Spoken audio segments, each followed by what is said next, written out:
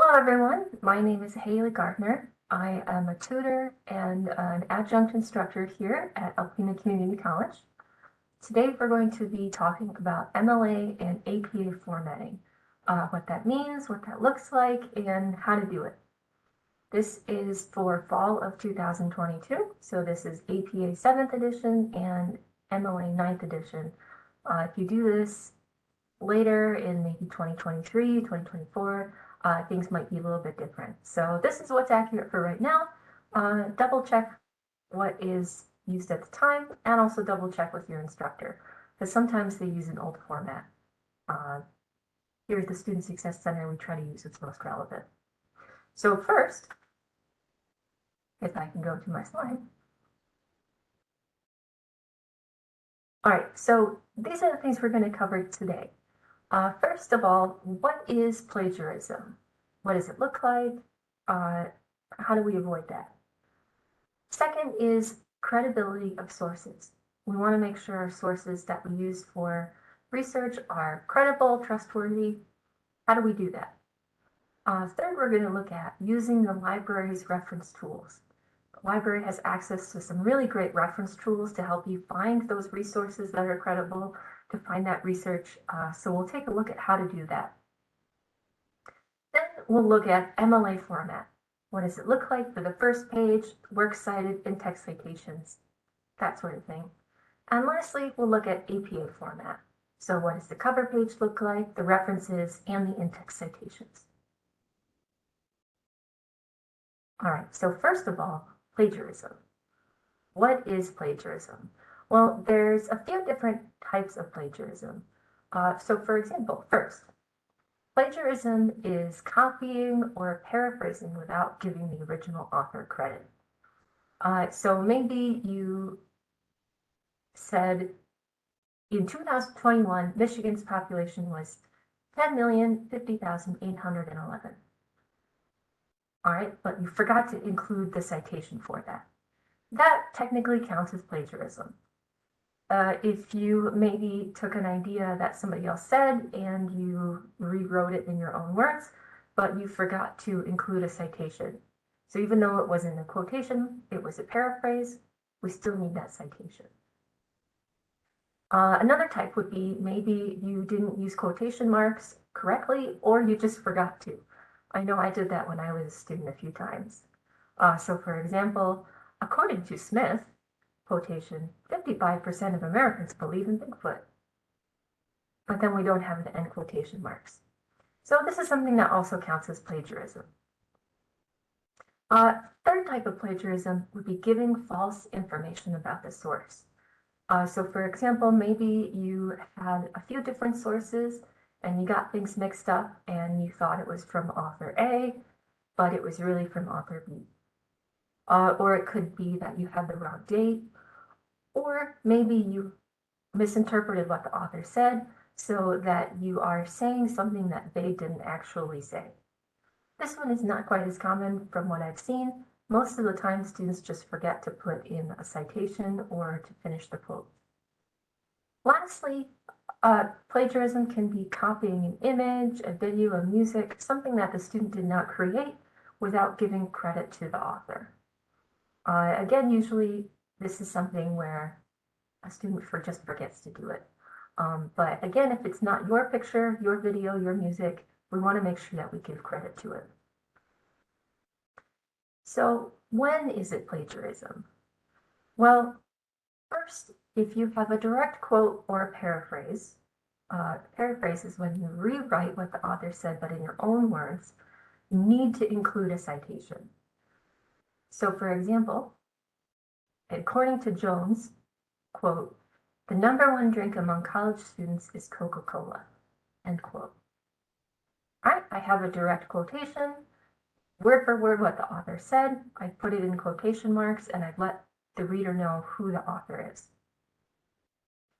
My second example, Coca-Cola is the most popular drink for college students, parentheses, Jones.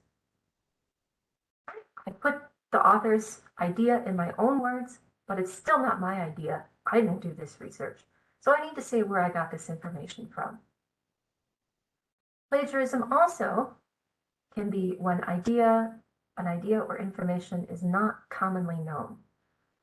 So for example, Michigan is a state in the US. This is common knowledge. You go ask 5 people on the street, hopefully all 5 of them will say, yeah, that's true. Or all 5 of them will be able to tell you that. So this is something that doesn't need a citation. The earth revolves around the sun. Water boils at 100 degrees Celsius.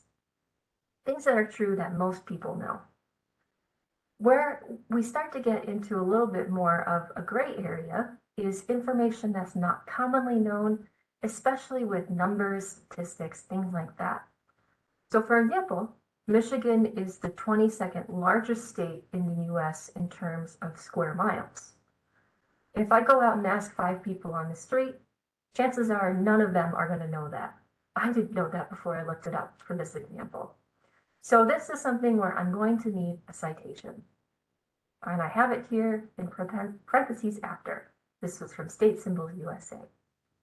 If you're ever not sure, you can ask a few people.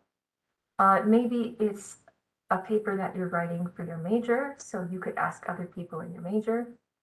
But if you're still not sure, you can always either A, ask your instructor, or B, just include a citation just to be sure.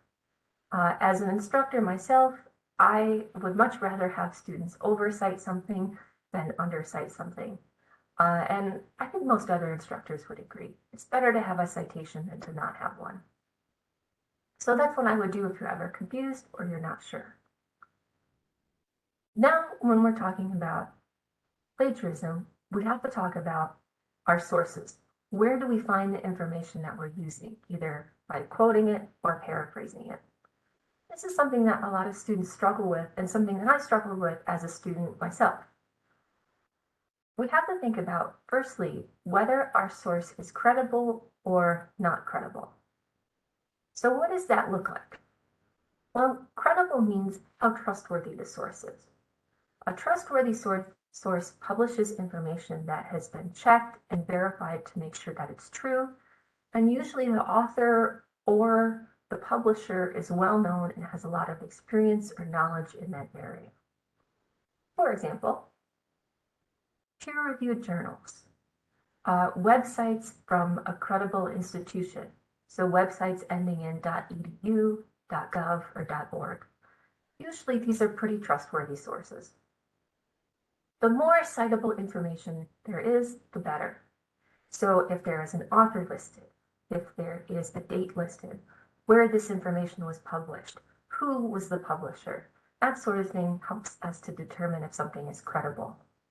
If something has been published in the Journal of Pediatric Medicine, it lists 5 different doctors as its author, and we know that the Pediatric Journal of Medicine is a very well-known, trusted publication.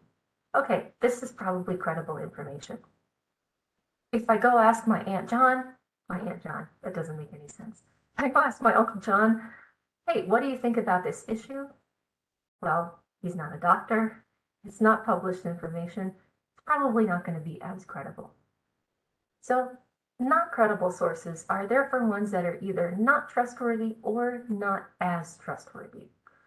These sources usually publish information that has not been checked and verified, and they can be published by anyone, whether they have a lot of experience or knowledge in that area or not. So for example, a personal blog, Wikipedia also counts. If the author is unknown, sometimes we have a person as the author, and sometimes we have a group or an organization. So for example, I love to read NPR, National Public Radio. Sometimes they have an individual journalist as the author. Sometimes the author is NPR itself. That's okay. That's totally fine. But if there's absolutely no author listed, then it starts to make you think, okay, this probably isn't very trustworthy information.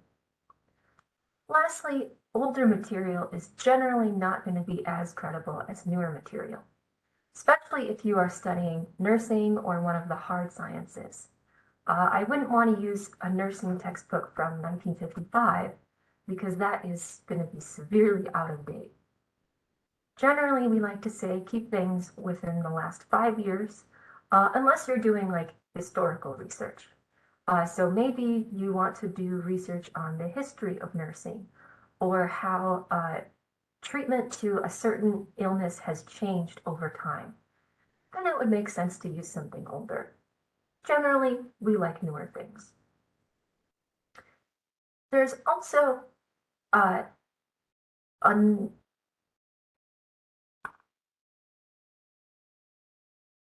there's also a lot of debate over Wikipedia. I like to use it when I was a student, and I didn't like that my instructors told me I couldn't. As an instructor, as a teacher, I realized why they said that. I do recommend Wikipedia as a starting point because it can give you kind of a general idea or an overview of a topic to help you get a little bit better understanding of it. But I don't think you should cite it because it can be edited or changed by anybody. And there are definitely times where there's people who get into like editing wars over a Wikipedia entry. So if you want to use it to get kind of an idea of the topic, that can be great. And you can also go down to the bottom of the page where they list all of their different sources. And that can be a great way to get more credible, better sources on the topic. When you are looking for sources, one of the great things that you can do is use the ACC library. They have access to a few different research databases that are really great if you're trying to find peer-reviewed, credible academic research. So for example, if you go to the ACC library page, you'll see this black bar, and you can see on the left, almost towards the bottom, where it says research databases. These are the different databases that the library has access to. Usually these are things that you would have to pay for, but if you use the library, you can get them for free. The ones with the double stars next to them, double asterisks, you have to be using an ACC computer itself to access these. But there are different things that you can do. Maybe there is going to be spring break and you know you're going to need to do research, but you won't be able to get to campus. You can talk to the librarians there and they can help you.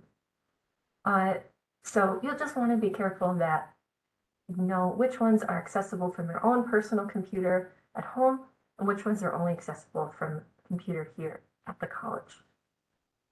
These databases are great. They have hundreds of thousands of academic scholarly research papers, journals, and books. From my own experience as a student, both in undergrad and graduate school, I personally recommend JSTOR. I think they're the best. They're the one that I use the most because I found the most, usually most relevant results. ProQuest is also good, and the other ones are also good. I just personally like JSTOR. Again, all of them are great. You can use these from the library. Some of them you can access from your home computer. So now that we've talked a little bit about what plagiarism is and how to find credible sources, we need to look at how to cite our different sources. And at ACC, instructors use two different styles. They'll either use MLA or in rare cases, they'll use APA. Most students watching this are probably going to be using MLA in most of their classes. I've been a tutor here for going on 5 years now. The only classes I've consistently seen instructors ask for APA formatting was in the nursing classes and 1 or 2 of the business classes. So most of you, that part won't be relevant. So first we'll look at MLA because that is going to be more relevant to more people. All right, so MLA stands for Modern Language Association. Again, most instructors are going to ask you to use this. Most instructors are also going to be using the latest edition, which came out last year, which is the 9th edition, but not all instructors do. There are some instructors who use older versions, and what we here at the Student Success Center use as tutors, proofreaders, is the latest.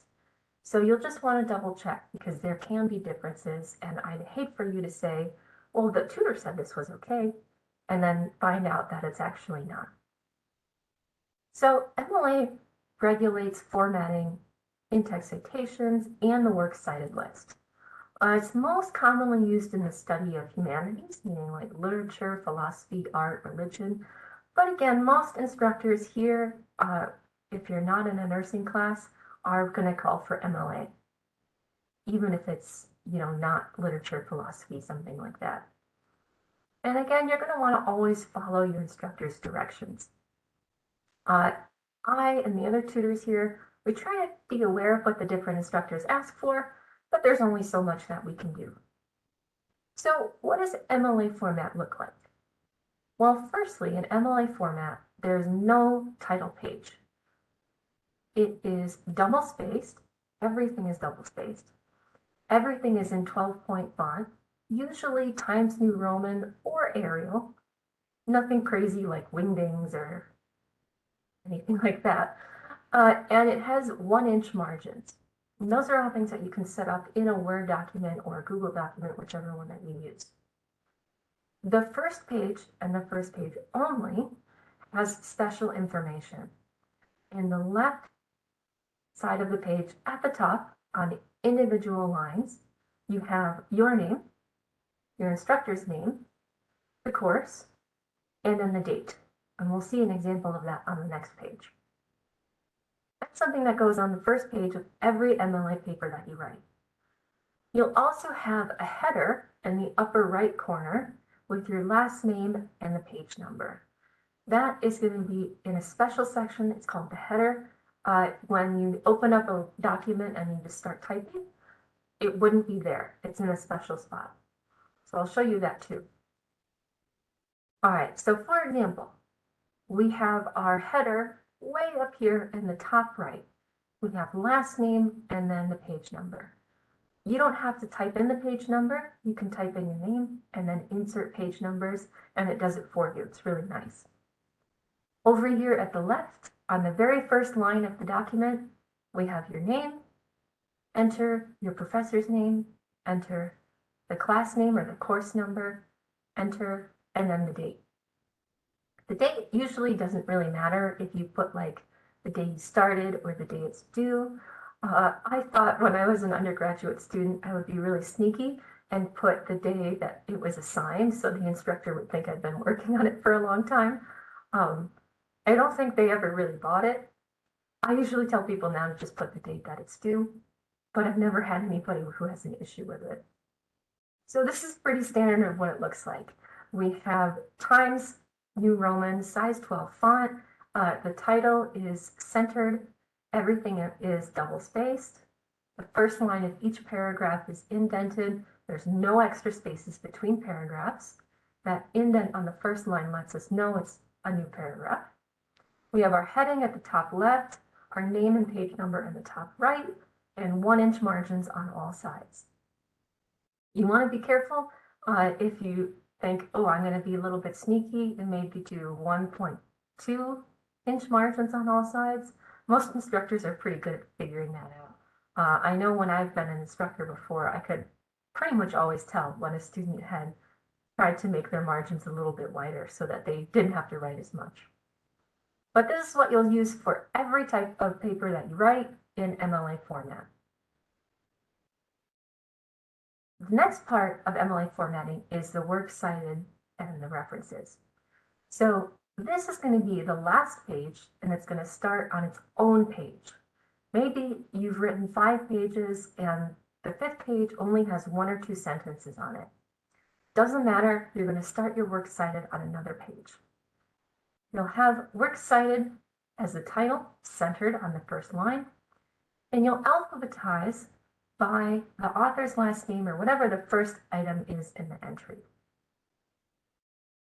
Works cited has what's called a hanging indent. It can be a little bit tricky, a little bit difficult to figure out depending on the program that you use. But basically our first line starts aligned at the left, and then all other lines for that entry start indented. There's a special way to do that. If you don't know how, you should look it up online, because if you just press the tab or the indent button, it's going to mess things up. You'll also want to make sure that you don't have any hyperlinks. So make sure that there's nothing that's blue or underlined, where if you click on it, it takes you to that website. So you can see here an example of a works cited in MLA format. We have our author's last name followed by their first name, and it's in alphabetical order, A, B, C, G, H, etc. One little thing I didn't get a chance to talk about in the works cited is that if you have multiple works from the same author, there's something that you have to do a little bit different. So you can see, for example, our first entry, Austin, comma, Jane, and then our second entry has dash, dash, dash. That's something, if you're not sure what to do, look it up online. The Purdue OWL online writing lab can be very helpful for MLA formatting.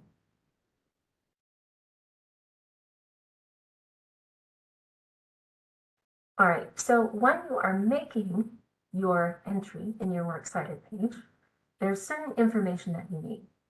MLA previously used a different system to what they have now. They use a container system, which for me personally, I find very confusing. So if it doesn't make sense for you, know that you're in good company.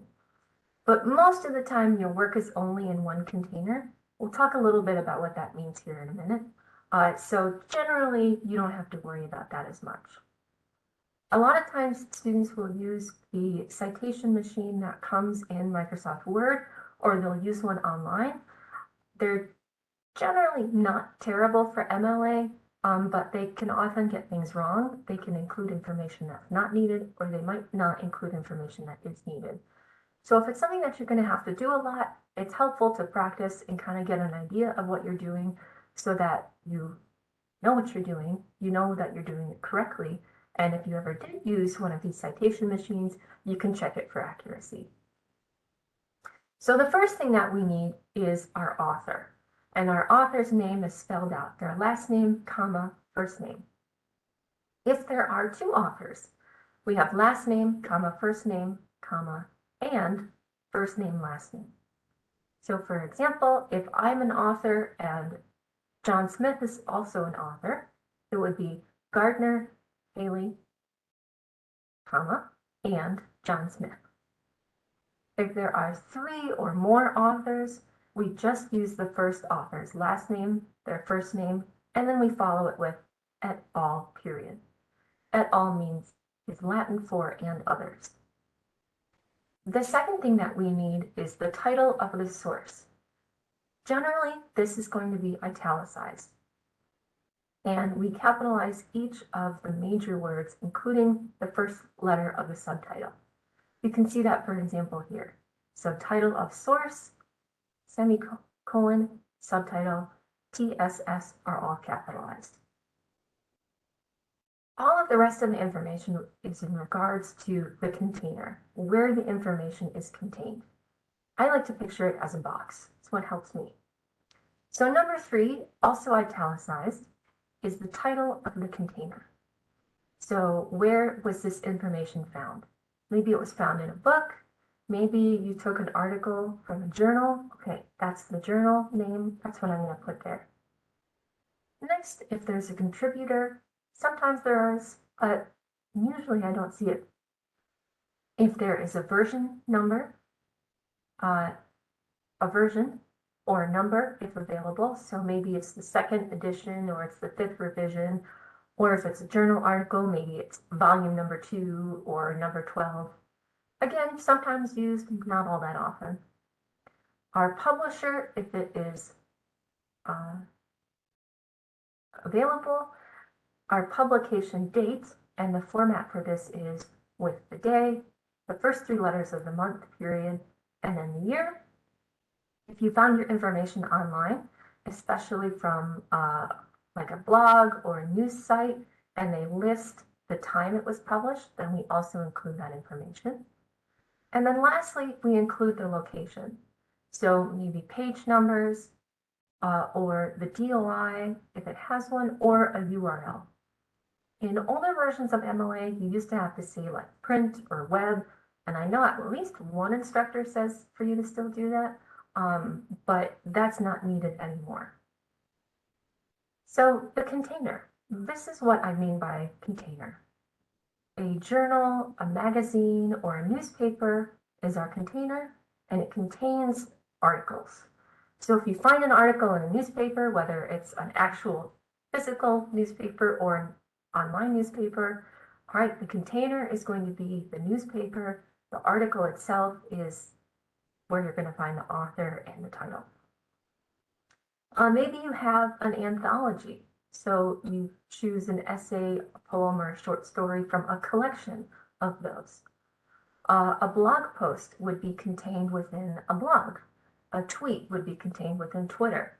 If you have a website like Facebook that you're citing, if you have a post or a comment, etc., etc.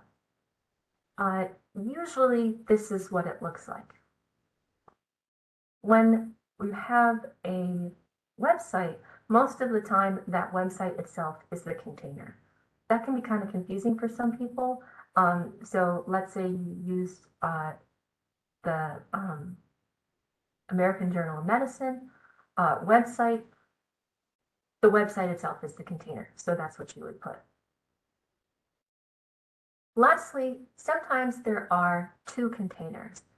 I have seen this maybe once in the year that MLA has had this format out of all the papers that I've proofread. So it doesn't come up very often. If you're unsure, you can always double check, and you can always hear or you can double check with your instructor.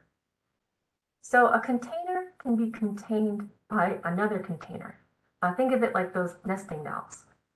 So for example, maybe you want to cite an essay that appeared in a print book, a physical book, but the book was digitized and put on a website. So instead of having a physical copy of that book, you have the website digital image. All right, the first container is the book because that's where this information, this essay is first published. The second container is the website where it was digitized. MLA says itself that a website is a container only when it serves as a platform of publication of the particular version of the work that you consult. So again, maybe you found something that was published 20 years ago. You can't find a physical copy of it, but it was published on a website after it was published physically in a book. That's a case of something having two containers. If it's confusing or you're struggling with it, it's okay. I still struggle with it. I don't quite understand it. But again, it's really rare. So if you have questions, you can always come here to the Student Success Center, or you could try talking to your instructor. All right, so let's take a look at some examples of what our citations will look like. All right, so for example, a self-contained work. Usually this means a book. It's something that has the work itself published, and that's pretty much it. All right, the information that we need first is the author. This was by David Noonan. The title of the book is Language Teaching Methodology, Textbook for Teachers. It's published by Prentice Hall in 1991. So my citation is going to look like this, with this exact formatting. Noonan, David, period. Language Teaching Methodology, a textbook for teachers, period.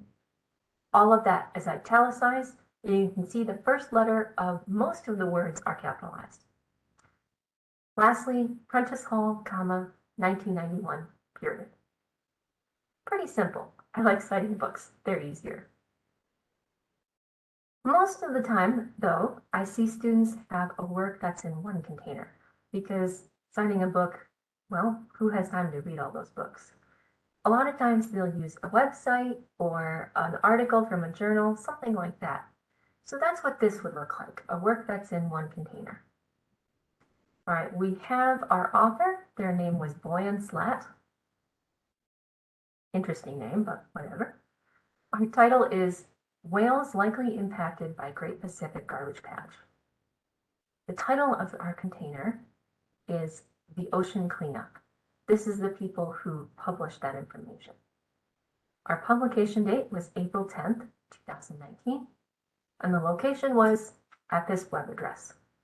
So our citation looks like this. Slat, Boyan, period.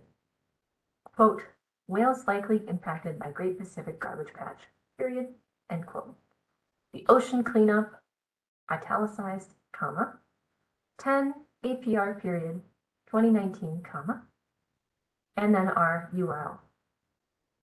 If you go back and look at the previous slide where I say the information that you'll need, you can see the format that you need it in.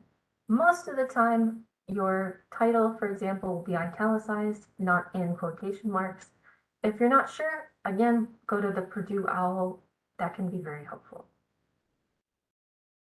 All right, so we've got our works cited page. I recommend doing that before you make your in-text citations. Now, how do I make my in-text citations? Well, first, we need to use them when we're quoting, summarizing, or paraphrasing. Any information that is not from you and that's not commonly known, I need to make sure I have a citation for it. Sometimes it can be where a paragraph has multiple citations in it, or every few sentences. It's not uncommon, and it can be annoying. There's ways around it. But again, I say it's better to overcite than undercite. MLA formatting follows the last name and page number if available. If you are reading like a website, for example, sometimes a website has a page number, but you wouldn't include that. Or if you like print out a website and the printout has page numbers on there, you wouldn't use that. Usually it's for something that's been published in a journal, magazine, a book, things like that. So for example, if we have one author, in parentheses we have Watson 201, period. We have two authors, Watson and White 201. I forgot my period. If we have three or more authors, we would just say the first one, Watson et al., period, page 76. Again, page number, not always relevant. A lot of people use online sources that don't have a page number. As I said earlier, et al. Is an abbreviation for and others in Latin. It lets us know that Watson was not the only person who published this information. So some examples. When we do an in-text citation, we can do it in a few different ways. All right, first, Wordsworth stated that romantic poetry was marked by a, quote, spontaneous overflow of powerful feelings, end quote, parentheses 263, end parentheses, period.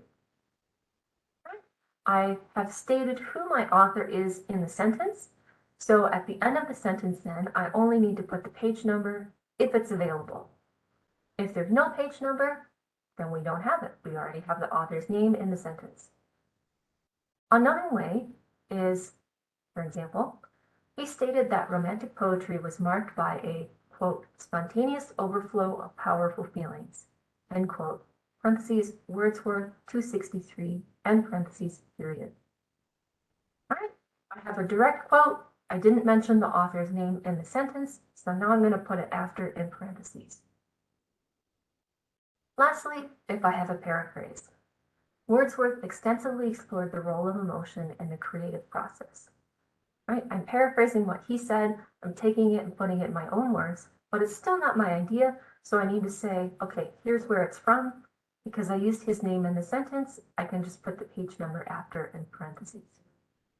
Something I want to point out is that, notice, the period goes at the very end of the sentence. Even in our first two examples where we have a direct quote, our period doesn't go before the quotation mark ends, but it goes after the citation in parentheses. Something to keep in mind. So that's a little bit about MLA style. If you are one of these students who is in a nursing program, or maybe the one or two other classes where it's used, now let's take a look at APA. Personally, it makes more sense in my brain, but I know that doesn't mean that it's that same way for everybody. So APA stands for American Psychological Association. This also regulates formatting, in-text citations, and references, just like MLA does. Most commonly, it's used in the social sciences, psychology, economics, political science, nursing, etc., but not always. So you should always follow your instructor's directions. What they say to do is what you're going to want to follow. Eventually, at the end of the day, they're the one grading your paper, so it's best to go with what they say. So APA format. It looks similar and a little different to MLA.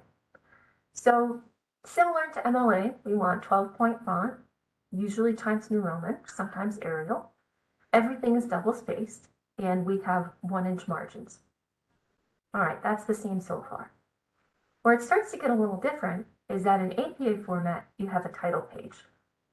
Now, I know some of the instructors here like for students to use a title page, but follow MLA format.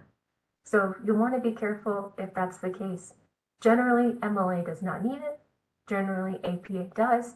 And some instructors like to mix things up just for whatever reason. So our title page includes the title, the name, the school, and some other information you'll see. In the latest edition of APA, a header is not needed for student papers, but some instructors here still like it if you do that. So if you are getting a paper proofread, usually we'll let you know that it's not needed, but some instructors like it. Again, go with what they say since they're grading it. And APA has, instead of a works cited page, a references page. So let's take a look at the title page. All right, here's an example of our title page on the right here. Notice that everything is centered. There's no running head. We have the title up at the top, then the student's name, the department and the school name, the course number, the instructor's name, and the date. Sometimes I've seen it where the title, like in this example, is in bold and it's separated from the rest of the information.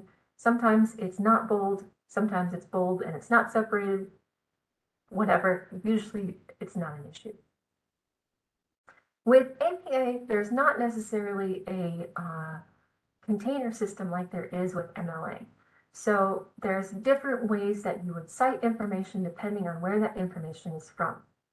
If you ever need help with that, you can make a tutoring appointment and we can help you with that. I have a cheat sheet that I like to use when I proofread papers because I can't remember everything even though this is what I do.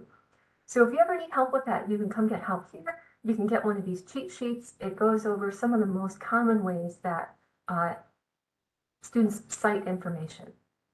So for example, some common citations. The most common I've seen have been a journal article.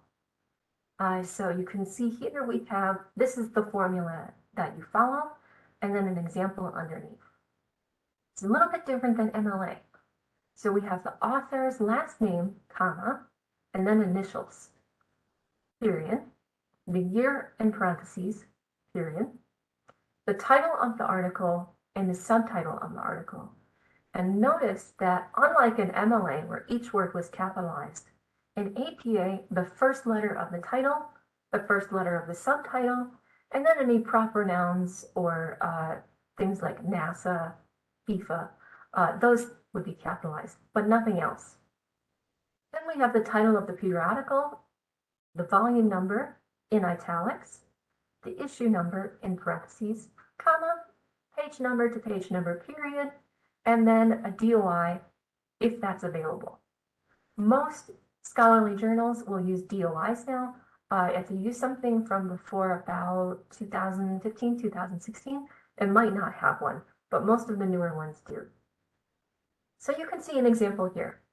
Macaulay, comma, S period, M period, comma, and Christensen, comma, M period, H period, parentheses, 2019, end parentheses, period. Language learning as language use, colon, a cross-linguistic model of child language development, period. Psychological review, comma, 126, parentheses, 1, end parentheses, comma, 1-51, period, HTTP, blah, blah, blah, blah, blah. All right, so you can follow that format pretty much exactly for journal articles. Another common citation is a book that has an author.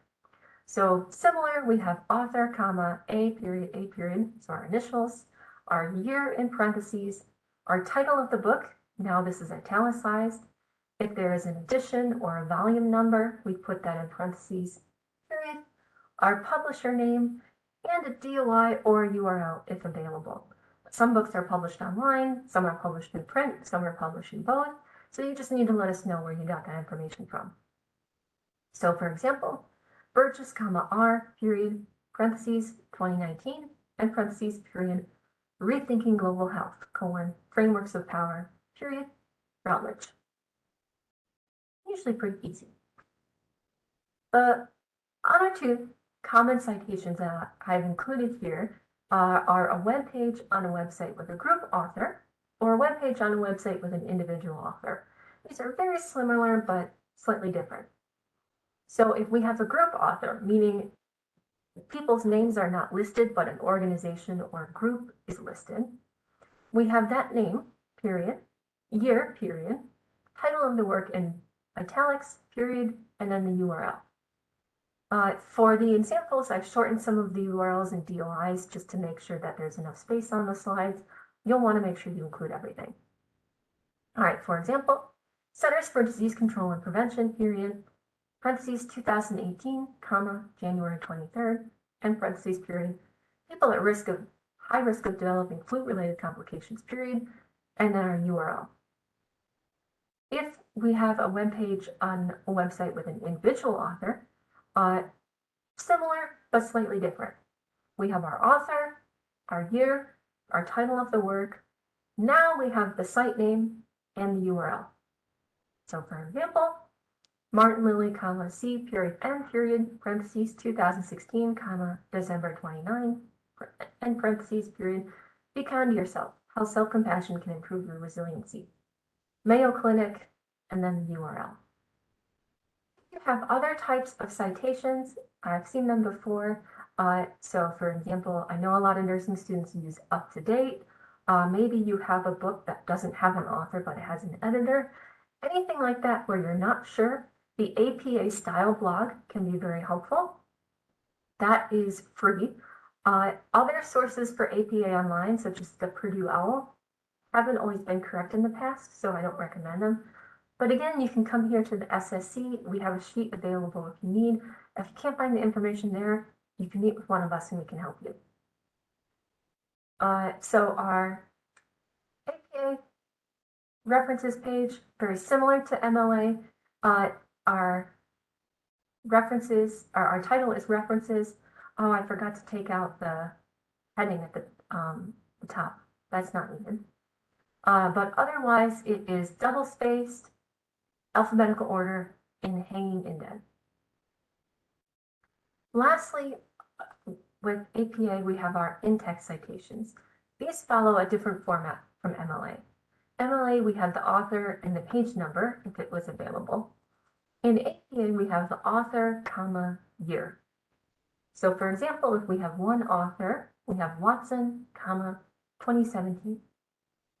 If we have two authors, we list both, Watson and Gardner, 2022.